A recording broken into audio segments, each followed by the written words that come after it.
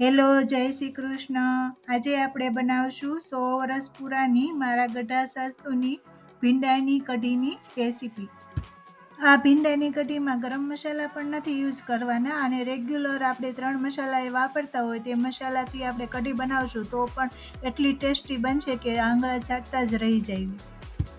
આ વિડીયોને સ્કીપ કર્યા વગર એન્ડ સુધી જોશો તો આમાં આપણે જે કઢીને કૂક કરી છે તે જ ખૂબી છે અને આ રીતે તમે કૂક કરી અને કઢી બનાવશો તો ઘરના લોકો વખાણ કરતા નહીં થાય.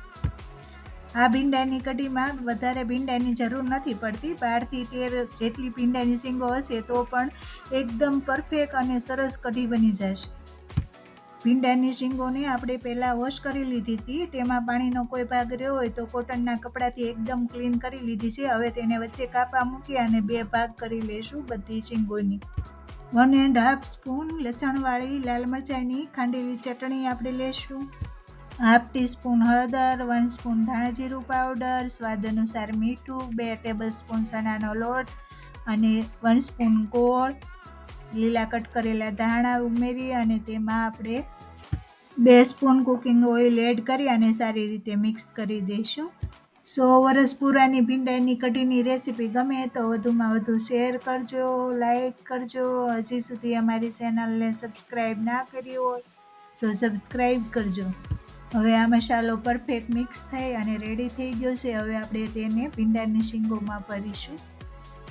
આ જો આપણે ભીંડાની શીંગમાં મસાલો ભરવી છે તેને થોડીક દબાવી અને પેક કરીશું. જ્યારે આપણે તેને સાતળશું ત્યારે બધો મસાલો બહાર ન નીકળવો પડે. થોડો મસાલો અંદર રહે તો ટેસ્ટ આખી શીંગમાં મસાલાનું બેસી જાય તો પરફેક્ટ કઢી ટેસ્ટી અને સરસ બનશે. ગેસ શરૂ કરી અને કઢાઈમાં આપણે 2 ટેબલસ્પૂન કુકિંગ ઓઇલ ગરમ કરવા મૂકીશું.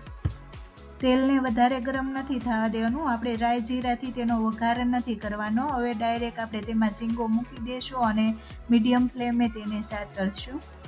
જો આપણે આ ભીંડાની શીંગો સાતળવા મૂકી છે તો મસાલાનો ભાગ ઉપર રાખ્યો છે. નીચે અને ઉપર 2 જગ્યાએ એ રીતે આપણે સાતળશું તો મસાલાનો ભાગ જે નીચે હશે તે બળી જશે અને કાળો કલરનો થઈ જશે અને જ્યારે અડધી સાતળાઈ જાય પછી તમે મિક્સ કરશો તો પ્રોબ્લેમ નહીં આવે અને સરસ મસાલો પણ કૂક થશે.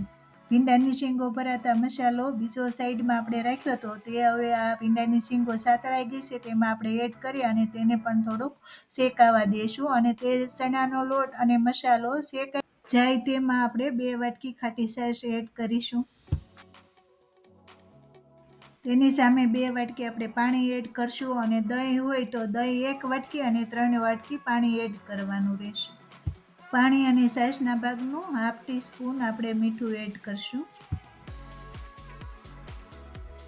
જો આ ભીંડાની શીંગો ઉપર તરે છે, આ ઉપર તરતી હોય તો આ પરફેક્ટ કૂક થઈ નથી. હજી આપણે તેને કૂક કરશું.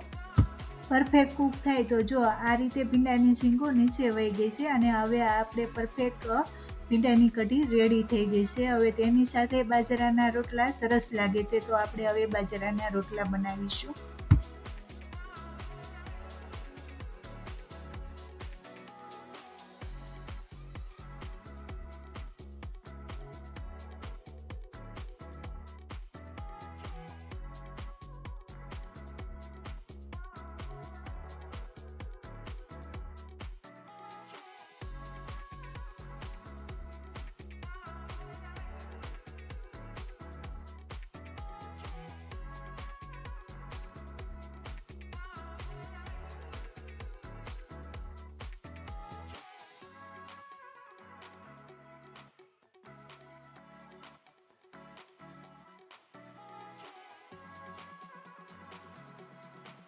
હવે આપણા બાજરાના રોટલા પણ રેડી છે અને આપણી ભીંડાની કઢી પણ રેડી છે. હવે આપણે પ્લેટિંગ કરી લઈશું.